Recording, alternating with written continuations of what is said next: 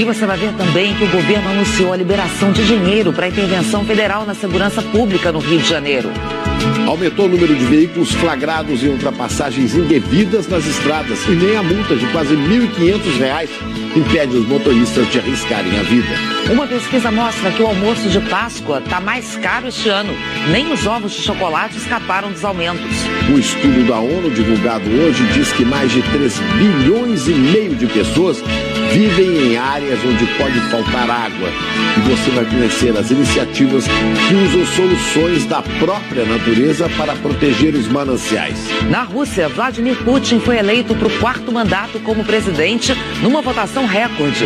Mas a vitória está repercutindo mal na Europa. São estes os nossos destaques. E hoje é segunda-feira, 19 de março, onde a Brasil está começando.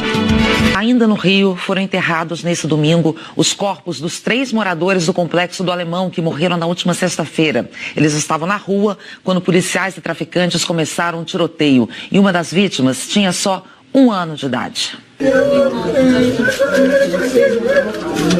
Como suportar a dor de uma despedida tão precoce? Benjamin, 1 ano e 7 meses. Uma vida interrompida pela violência. Mas você vê um bebê que pode mudar a história do nosso país daqui a 10, 20 anos, entendeu? Que ele pode estudar, ter uma ideia diferente, entendeu? Ser interrompido, infelizmente, pela violência no Rio de Janeiro. Num outro cemitério, mais um adeus inesperado. Maria Lúcia, 58 anos, vítima da mesma troca de tiros que matou o bebê Benjamin. Hoje eu estou enterrando a minha tia, entendeu? Amanhã eu posso estar enterrando meu irmão, meu sobrinho, entendeu? Um neto, uma filha, entendeu? A gente queria saber até quando vai, entendeu? Até quando isso vai parar. Numa sepultura perto dali, mais revolta. José Roberto, 58 anos, o 3º morto no tiroteio. Tem que ter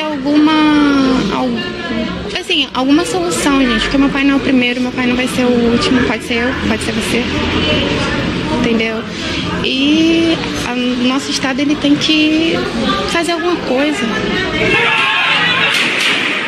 Foi esse confronto que tirou a vida desses 3 brasileiros. Eles estavam nessa rua, no Complexo do Alemão, na zona norte do Rio, quando começou a troca de tiros entre policiais e bandidos na sexta-feira à noite. Acabaram atingidos por balas perdidas.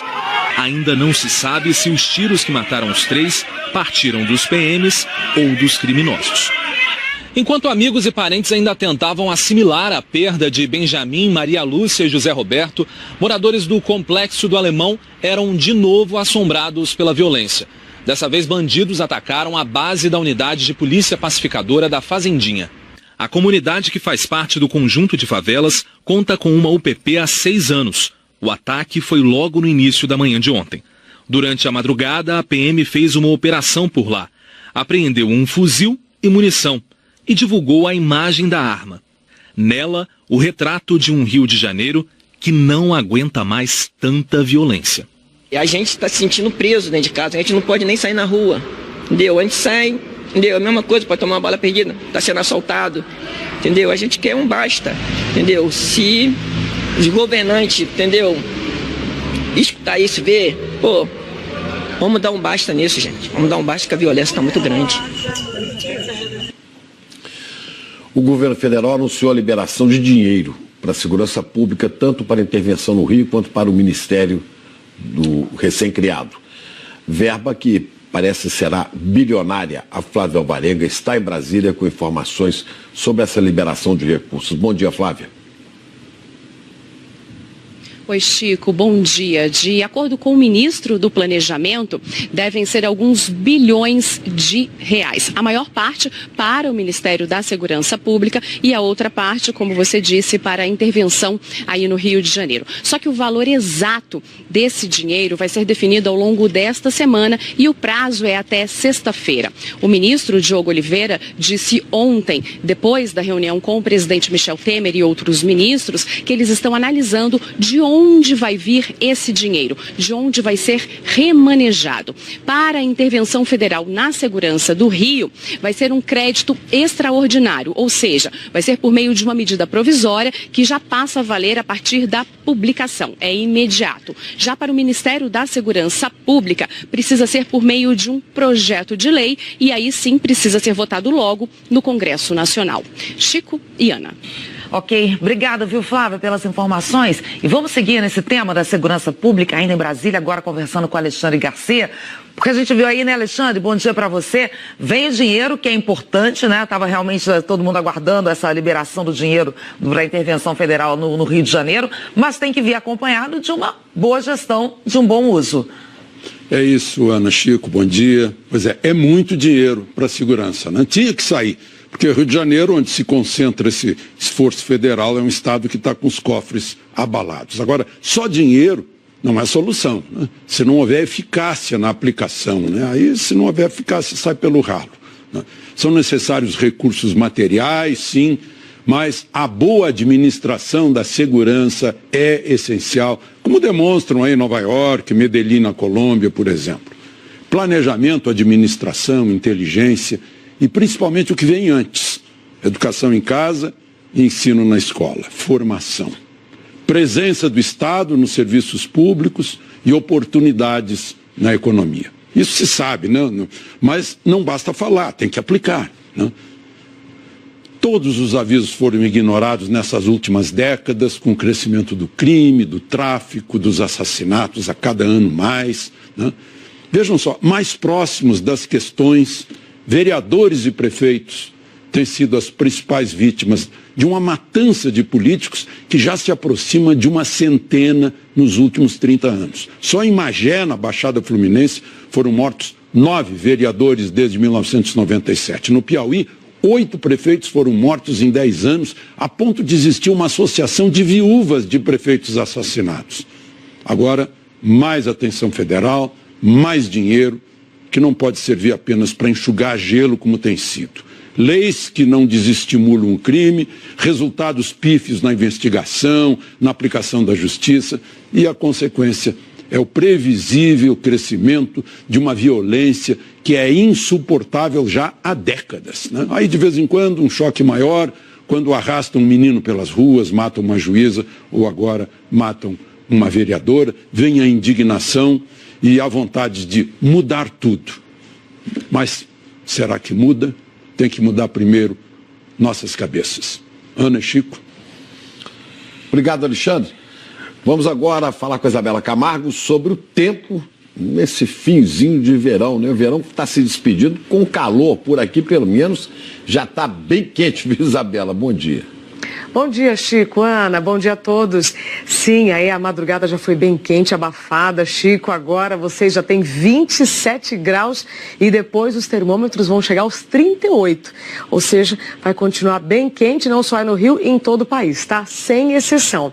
Mais tarde as temperaturas, então, podem aí chegar aos 32 graus em Porto Velho, Belém, Natal, 33 em Fortaleza, Goiânia, Campo Grande, São Paulo, 34 graus em Florianópolis, 36 em Boa Vista e 38 então no Rio, como eu disse, mas temperaturas no termômetro, tá? Porque quanto mais umidade no ar, maior a sensação de calor na pele.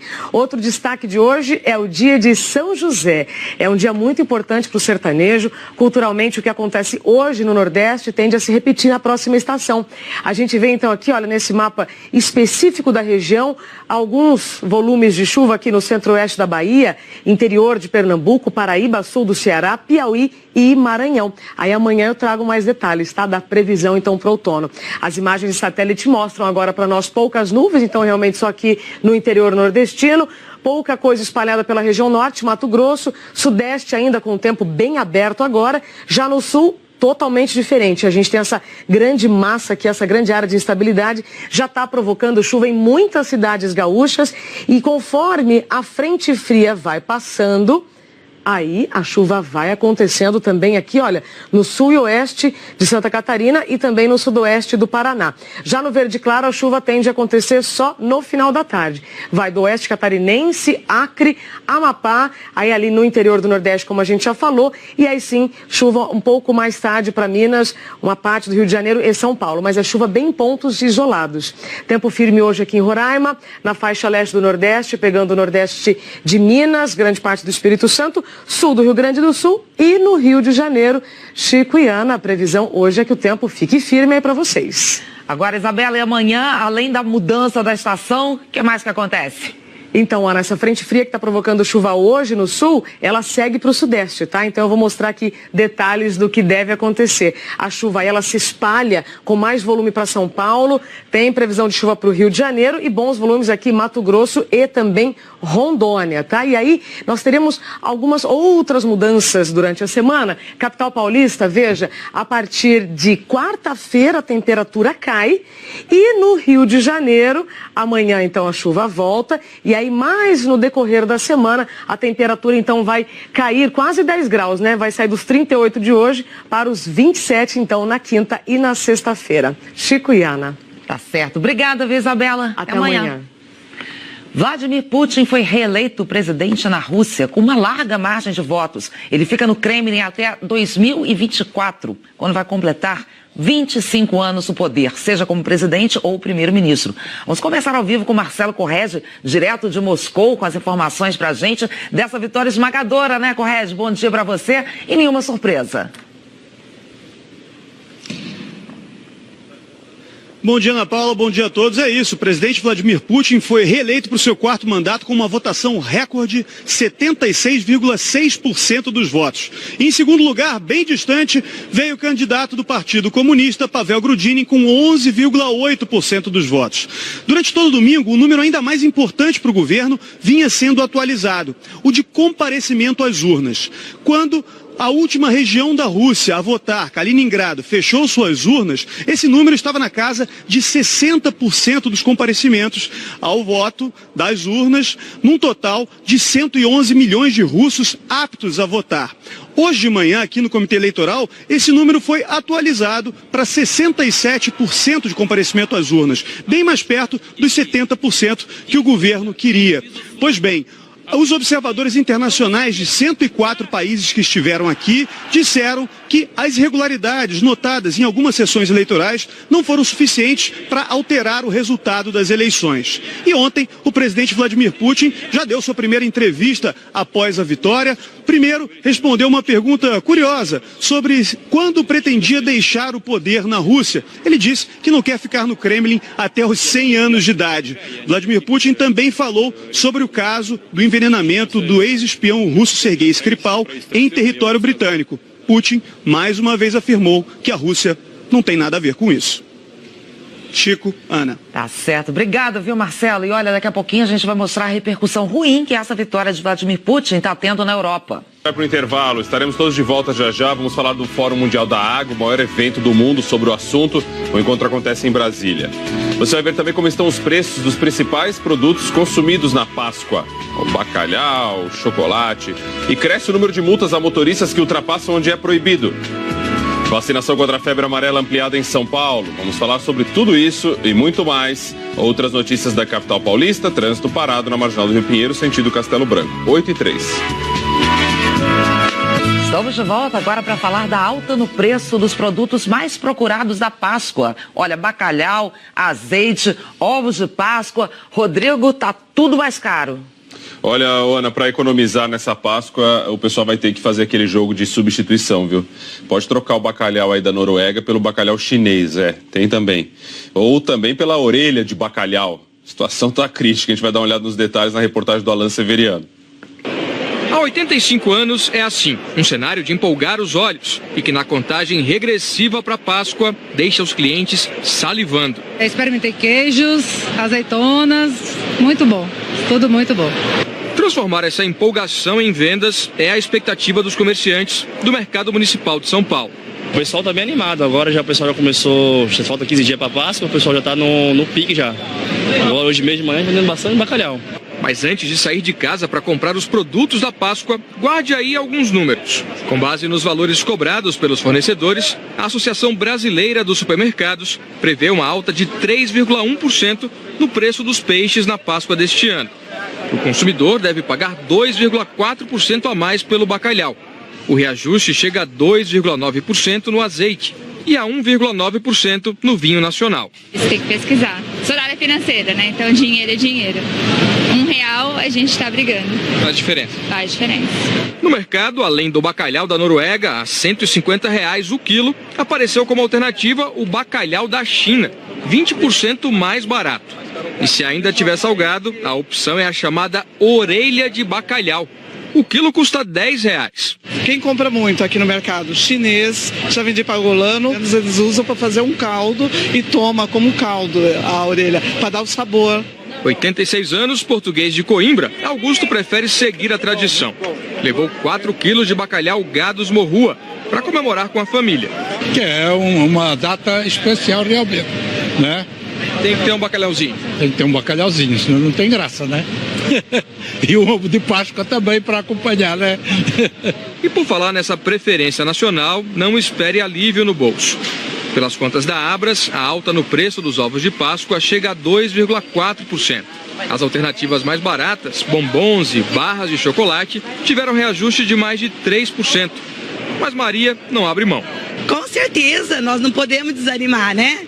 É uma época muito deliciosa, muito chocolate, é uma época muito linda, né? Além de aguçar o paladar, a Páscoa tem um efeito importante no mercado de trabalho. Só aqui no estado de São Paulo, a Federação do Comércio calcula que tenham sido criadas 2.000 vagas formais. A maioria nos supermercados, mas o movimento se repete nas lojas de alimentos e, claro, aqui no Mercadão.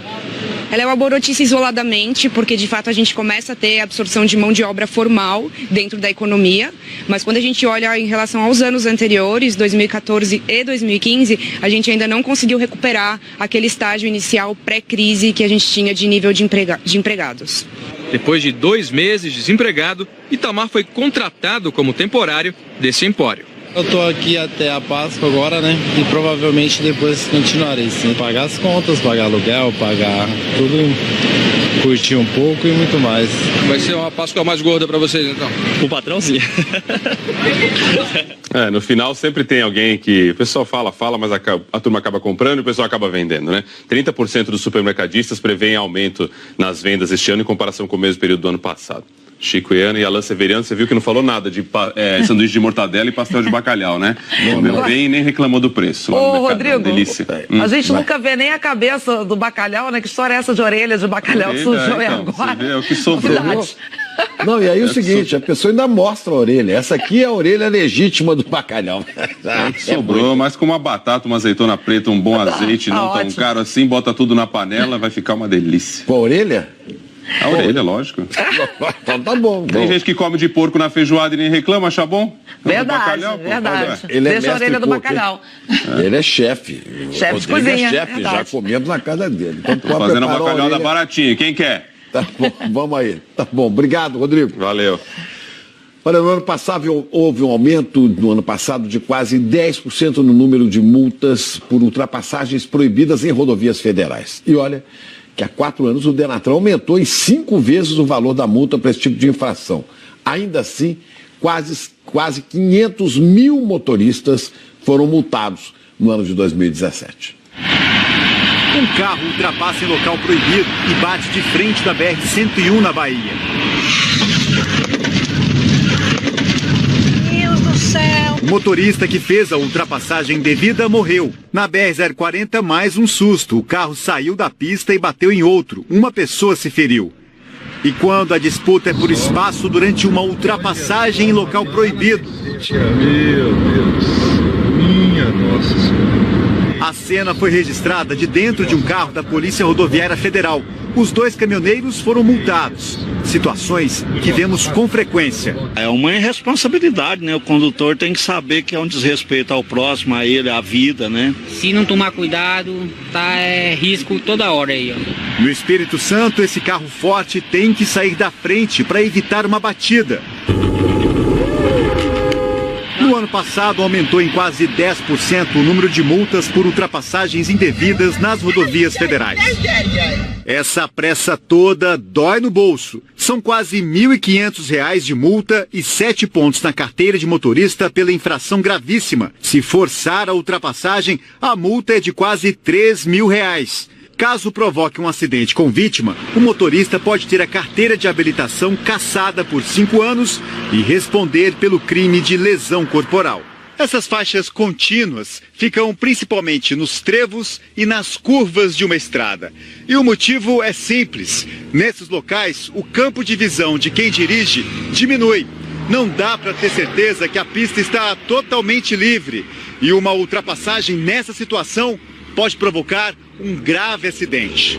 Você reparou, né? Enquanto eu falava, 3 veículos, de uma vez só, não estavam nem aí para o perigo. Segundo o DENIT, numa rodovia onde a velocidade máxima permitida é de 80 km por hora, o motorista precisa enxergar pelo menos 245 metros de pista.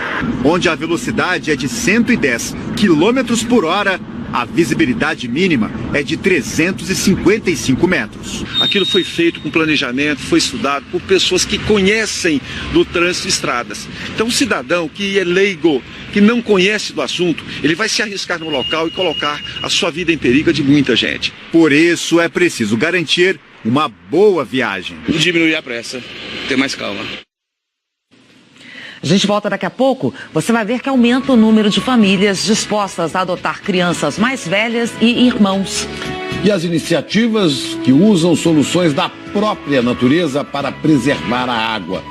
Agora, 8h13, quase 14 minutos, hora de Brasília. Essa semana tem o Dia Mundial da Água, dia 22 de março, e a ONU divulgou um relatório com alertas sobre a crise hídrica que o mundo pode enfrentar. Olha os dados aqui. Hoje temos 3 bilhões e 600 milhões de pessoas vivendo em áreas onde pode faltar água pelo menos um mês por ano. E se nada for feito, até 2050 esse número pode subir, olha, para mais de 5 bilhões de pessoas. Outro dado preocupante aqui, 1 bilhão e 200 milhões de pessoas vivem em áreas com risco de inundação. Número que pode passar de 1,5 bilhão até o meio do século. Esse nosso mapa aqui agora vai mostrar as áreas mais afetadas pela crise hídrica do mundo. Essas estão aqui em destaque. O Brasil, como a gente vê, está numa situação privilegiada, mas o relatório alerta que a situação por aqui pode mudar, ficar ruim, com o ritmo atual de degradação das áreas verdes. O relatório aponta como um caminho para o Brasil e para o mundo o investimento nas chamadas soluções baseadas na natureza. Em outras palavras, medidas para recuperar e para proteger as bacias hidrográficas. A ONU critica os gastos excessivos em obras como diques, barragens e estações de tratamento e cobra mais cuidado com os recursos naturais. E Brasília está recebendo o Fórum Mundial da Água, que é o maior evento do mundo sobre recursos hídricos. Vamos falar com a Juliana Morrone. Juliana, Brasília recebe o Fórum Mundial da Água. A água mesmo, que é bom, continua difícil, né? Brasília sofre com racionamento há mais de um ano. Agora, tem iniciativa aí de gente protegendo reservatórios? Bom dia. Oi, Chico, bom dia, Ana, bom dia a todos. Já estive lá no Fórum Mundial da Água pela primeira vez aqui no Hemisfério Sul e aqui a população está mais consciente, viu, Chico? Preocupada com o uso adequado da água. Houve uma redução de 16% no consumo em um ano. Aqui em volta, a região é um berço de nascentes que levam água para quase todo o país.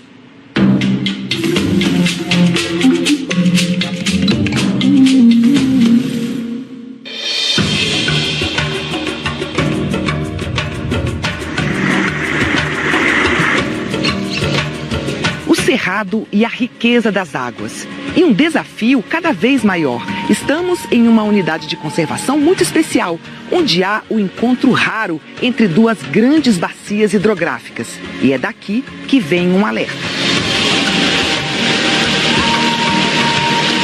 10.500 hectares de cerrado intactos. A cobra caninana nos lembra que visitas não são bem-vindas. Aqui nesta vereda é onde se encontram as nascentes, que formam a bacia Tocantins-Araguaia e a bacia do Paraná, que levam água para norte e sul do país. Paulo conta que a área está cada vez menos úmida. A falta de chuva e a urbanização nos arredores já estão causando mudanças. A gravidade é que essa área de vereda, que antes era água, ela vai diminuir e, consequentemente, afetar a vazão dos cursos d'água que formam essas duas grandes bacias. Ou seja, o que saía de água no Vereda Grande ou no Brejinho, por exemplo, vai diminuir. Nesta região da Bacia do São Francisco, seu Jatobá mede poços há 14 anos. E o resultado hoje não é bom. O pessoal está abaixando todo ano, abaixa um pouco. Na terra do Leomar, o racionamento parou o pivô de irrigação e o plantio teve de diminuir em 1/3 para evitar mais prejuízo. Os produtores da região se uniram e fazem um revezamento para economizar água. Os equipamentos hoje tem alguns dias que eles ficam parados, nem todo dia pode ser ligado. Os estudos confirmam a tendência de menos chuva e mais seca. A gente vive uma situação bastante preocupante, né? O que era normal antes já não é normal. Aquela ideia de que o Brasil não tem problema da água por ser um dos países que tem mais água dentro dos seus rios no mundo. Então, precisamos rever a forma de utilizar a água, tanto na agricultura, quanto na cidade, quanto na indústria, para que a gente não tenha problema de falta d'água para as pessoas, que não tem bem substituto para a água. Preservar os reservatórios de abastecimento é fundamental para que haja água na seca. O de Santa Maria não encheu esse ano, mas é cercado de mata nativa. Nesse reservatório onde nós estamos agora, a água infiltra de uma maneira mais eficiente e fica guardada no subsolo. E aos poucos ela vai saindo e abastecendo o reservatório. E com isso nós temos uma água de melhor qualidade, numa quantidade mais previsível, e o reservatório e as pessoas se beneficiam exatamente dessa regulação que a bacia hidrográfica e o solo fazem, no caso, para o abastecimento humano. No reservatório do Descoberto, que abastece mais da metade da população do Distrito Federal, as margens estão cada vez mais ocupadas. Com a cidade chegando perto, as nascentes e rios da região sofrem. Rosane chegou a pensar em vender o negócio da família. O lago onde havia a produção de peixes secou. E com o rodízio do uso de água, a produção de flores caiu. Hoje, além de tudo isso, a gente faz captação da água da chuva, dos telhados, para a gente poder armazenar. E a gente está optando por variedades, né, de flores que sejam menos exigentes, né, que sejam mais tolerantes à seca.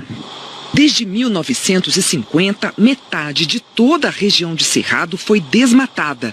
Um total de 1 milhão de quilômetros quadrados. E isso tem consequências na chuva que cai todos os anos. Em 2001, esse rio aqui baixou tanto que a água não dava para consumo e para irrigação ao mesmo tempo. Foi aí que surgiu a ideia de produzir água. Na bacia do Pipiripau, norte de Brasília, os produtores rurais estão aprendendo a criar água e preservar a bacia. Os terrenos ganharam ondulações para favorecer a infiltração da água no solo. A pastagem também mudou de lugar, para longe das nascentes. Os resultados estão aparecendo. É uma água mais limpa, mais pura. Algumas nascentes já apresentam um pouco assim, perceptível de volume de água e já está tendo uma diferençazinha. Aqui. A Bernadette já plantou 8.000 mudas na beira do rio. Nada de erosão por aqui. O importante é que não desmate, é que plante mais e mais árvores para a gente não passar por um racionamento igual a gente vem passando, né?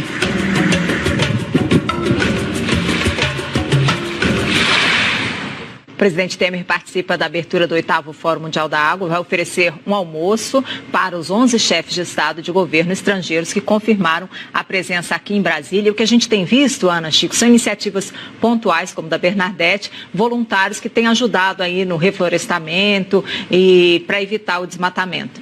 E que fazem a diferença, né, Juliana? Obrigada, viu? Até mais. E a seguir a operação agora de manhã para prender padres e bispos que desviavam dinheiro de fiéis. E uma boa notícia, aumentou o número de famílias dispostas a adotar irmãos e crianças mais velhas. A gente mostra essas famílias já. Agora 8h26, horário de Brasília. Nos últimos anos, quem se candidata a adotar uma criança tem sido mais flexível. Mais pais adotivos estão aceitando crianças mais crescidas e muita gente se preocupa em adotar irmãos juntos, por exemplo, que é importante. Juliana, o desafio da adoção ainda é grande no Brasil, né? Chico, e ainda é um problema combinar o perfil preferido dos que querem adotar com o das crianças disponíveis no cadastro de adoção. A idade costuma ser um problema. Mais de 60% dos candidatos à adoção ainda procuram crianças com menos de 5 anos. Mas já melhorou muito, porque até 2012, mais de 90% não queriam crianças com mais de 5 anos. Conta daí, 1, 2, 3, 4, 5, 6 crianças. Os irmãos viviam assim no abrigo de Brasília e assim deveriam continuar. Foi o que decidiu o candidato a pai adotivo. Se a gente pensa em achar uma família para a criança e não uma criança para a família, a gente consegue avançar nessa relação da adoção de uma forma mais tranquila, né? Muito amor, muita disciplina, doação e a família segue feliz. Ele dá mais bronca ou dá mais carinho? Qual é? Carinho. E a quantidade de irmãos que vão para a mesma casa tem aumentado. Em 5 anos, 19% eram adotados pelos mesmos pais. Hoje, são 35%. Mudança também na idade escolhida. Todo mundo que entra nesse processo, não digo todo mundo, mas é comum a pessoa dar aquela restringida até entender melhor como funciona. E até a própria participação em grupos de apoio, os depoimentos, e você vai percebendo qual é realmente o seu limite, né? Ou que não existe tanto limite assim. A Sandra preferia adotar crianças de até 3 anos e 11 meses. E agora acha legal crianças de até 6 anos e 11 meses. Não vejo a hora. Hoje, 36% dos candidatos a pais colocam no cadastro que aceitam adotar crianças com mais de 5 anos. Um salto. Há 5 anos eram menos de 8%. E são muitas as histórias de adoção tardia bem-sucedidas.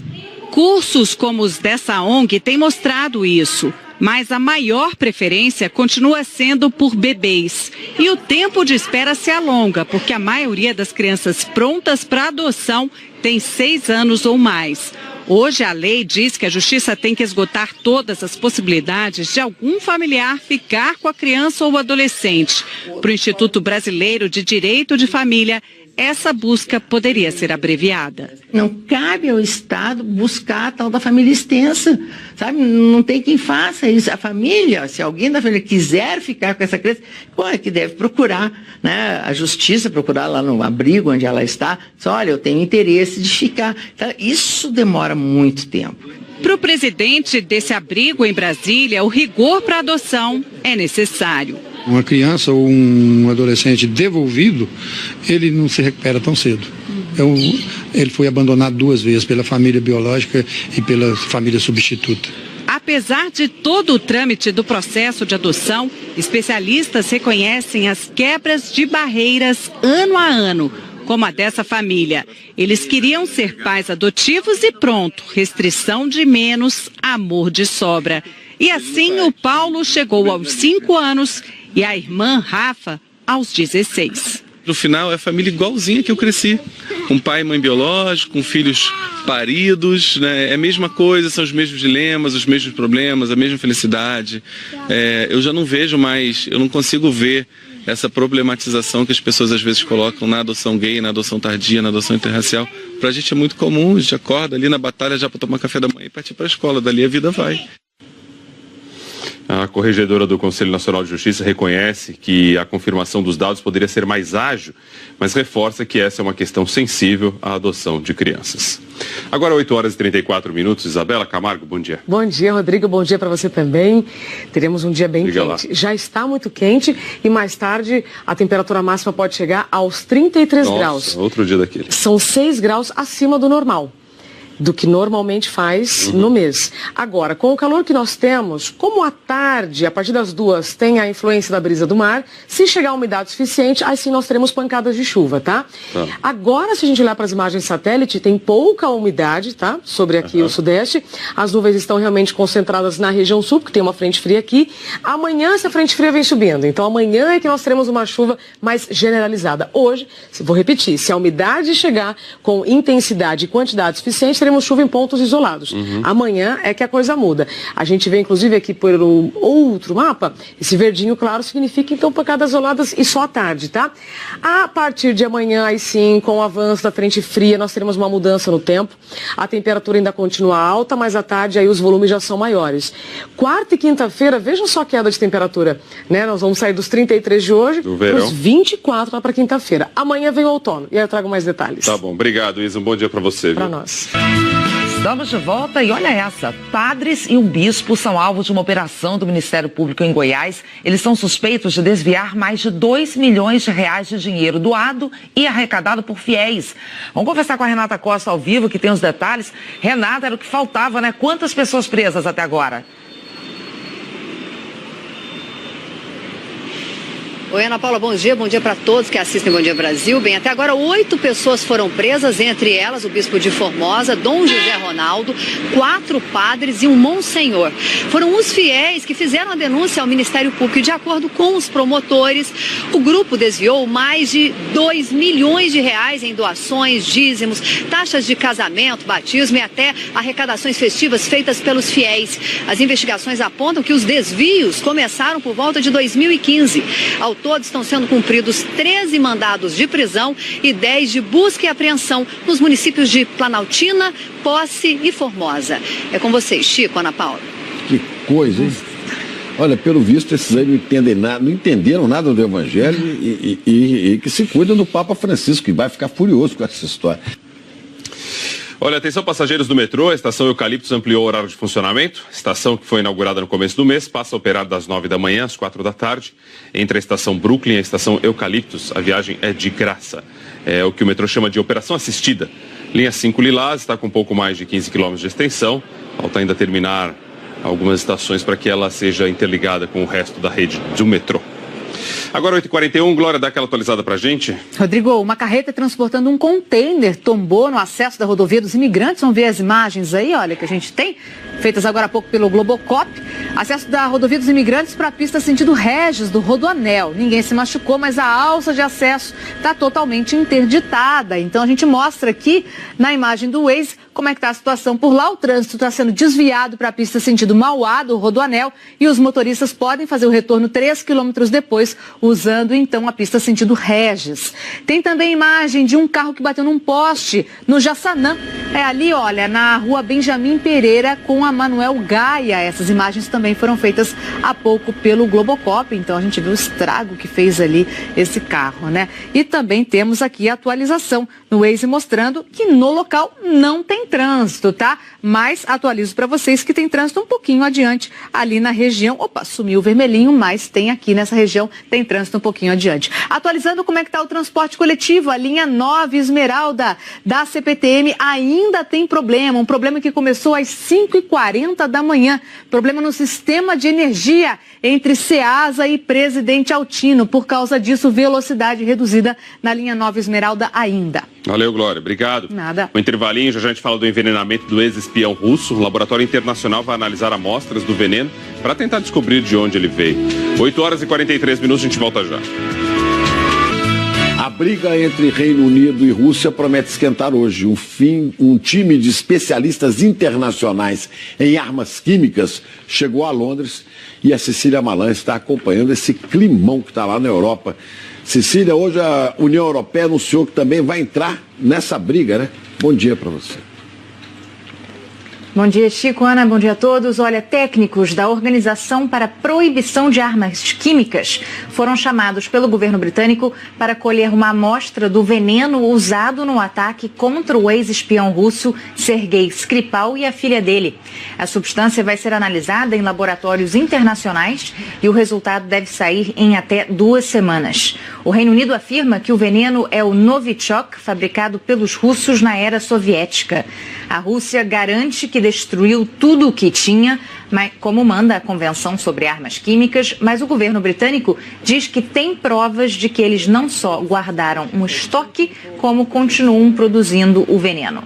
A União Europeia decidiu hoje apoiar o Reino Unido na condenação à Rússia e pode até anunciar sanções. A Europa está visivelmente incomodada com as provocações de Vladimir Putin, tanto que até agora nenhum chefe de Estado europeu parabenizou o presidente russo pela reeleição. Um dos maiores aliados dos russos, o ditador Bashar al-Assad, está perto de uma das vitórias mais importantes desde o início da guerra civil na Síria há 8 anos. As tropas sírias já controlam 80% de Guta Oriental, o último reduto rebelde do país, no subúrbio de Damasco. Ontem, a TV estatal mostrou que Assad foi pessoalmente à região pela primeira vez em anos. O ditador tem ordenado bombardeios diários, ignorando o cessar-fogo determinado pela ONU. As ONGs denunciam que a região vive a maior fuga em massa de civis até agora. Só hoje foram 6 mil e ontem 20 mil. Milhares de pessoas ainda estão presas, sem conseguir deixar os bairros em ruínas.